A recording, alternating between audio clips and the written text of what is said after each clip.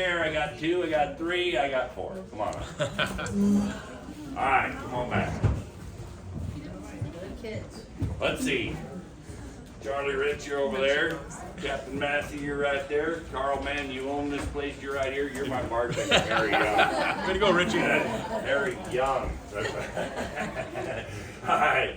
Tell you what. Yeah, don't worry about the laws. They're way different. I'm gonna have a talk with these fellas. I know what it's like to play cards here in Deadwood, and I'm pretty sure they know. They look all seasoned to me. Who's this fella? He's gonna tell you all about what's going on in this town right now. Not you guys. I would Not you guys. be a lot for it. All right. First of all, thank y'all for helping me out. Really do appreciate it. It's really simple. Here's how it's all gonna go down. Hi folks, and welcome to the Old Style Saloon number 10. In a few moments, you'll step back in time to witness what happened on that fateful day, August 2nd, 1876, when Wild Bill Hickok was gunned down by crooked-nosed Jack McCall. The employees of the number 10 will set the scene for you, so sit back, hang on to your sarsaparilla, and we'll start from the beginning. It was during the latter part of August 1875. Frank Bryant and a party of 7 gazed down into a gulch of tangled, broken trees, which from then on was to be known as Deadwood Gulch. They made their way to the bottom and began to pan for gold. Soon the cry of gold echoed up and down the canyon walls.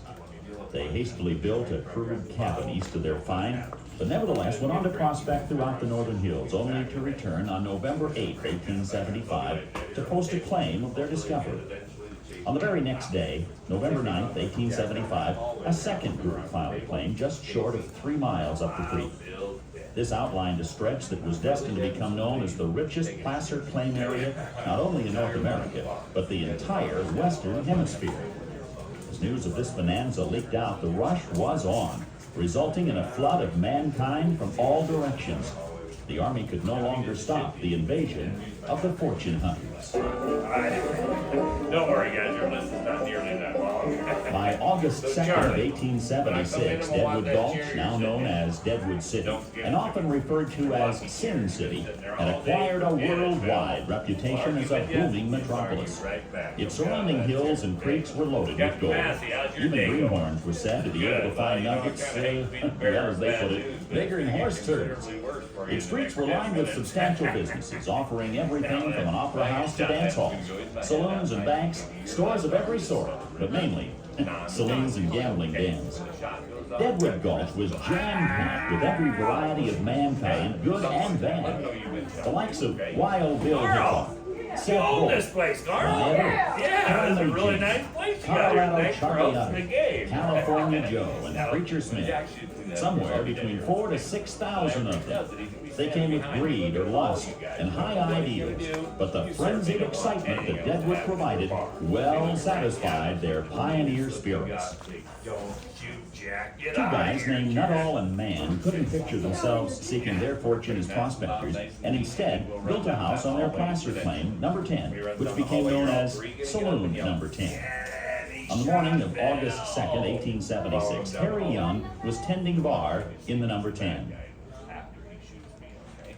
His hair was greased, as was customary for bartenders and bartenders. This was essential as part of a method used by bartenders to collect a little extra loot for themselves. Before reaching into a prospector's poke for a pinch of gold to collect for a given whiskey, the bartender would rub his fingers through his greasy hair, thus oiling them well.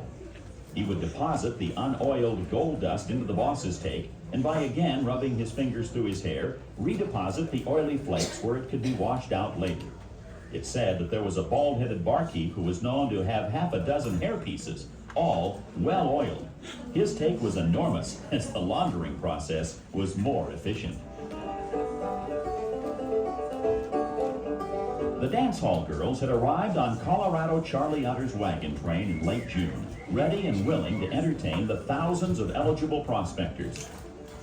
Some came with hopes of finding the right man. Others came simply to make their own fortune. Their attire, somewhat more revealing than what was thought to be proper, was looked down upon by those trained in ladylike etiquette, but nonetheless, they brought to the gold rush an air of reckless, dazzling excitement. By August 2nd, 1876, they were well established up and down Deadwood City's main street. working around the clock in one fashion or the other. Honky-tonk piano and their songs of promising spirit filled the air. Many an unlucky prospector could find hope for tomorrow, for he knew what the night would bring.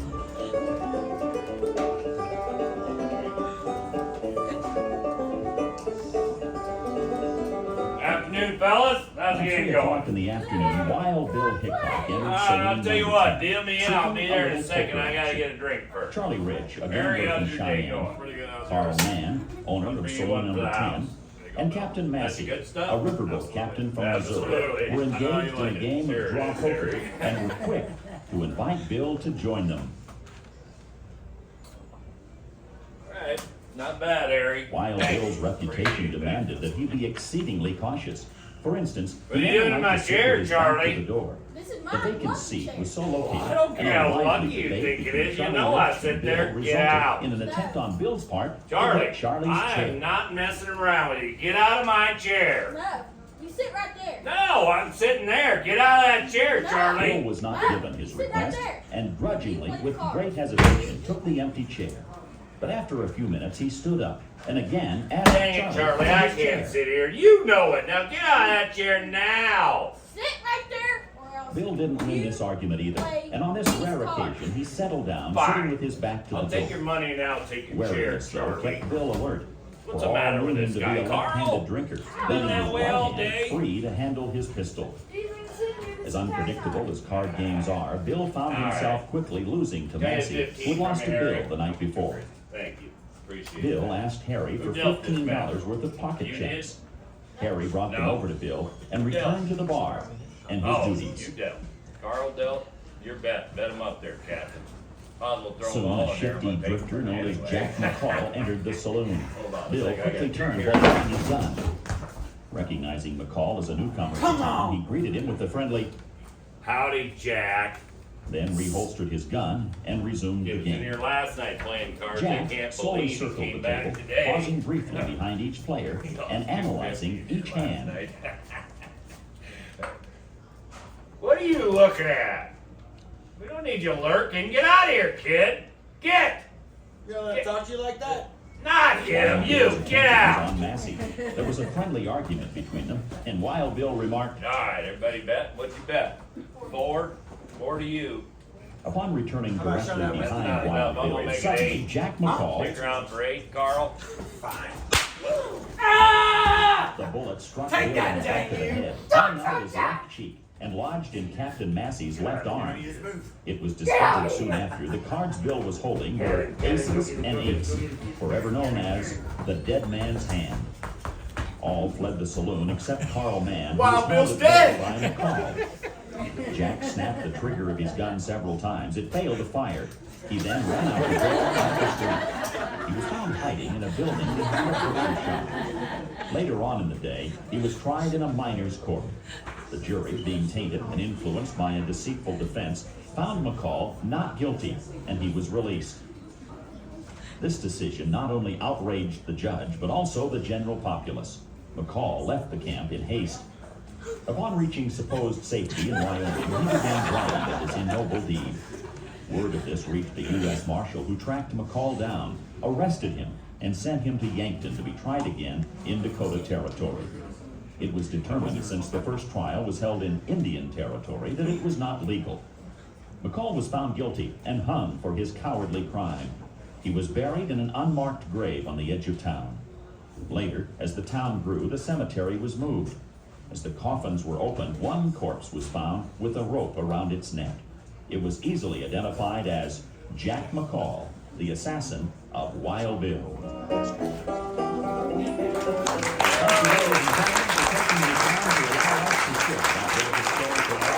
Now let's hear Ruby Ball and cheers!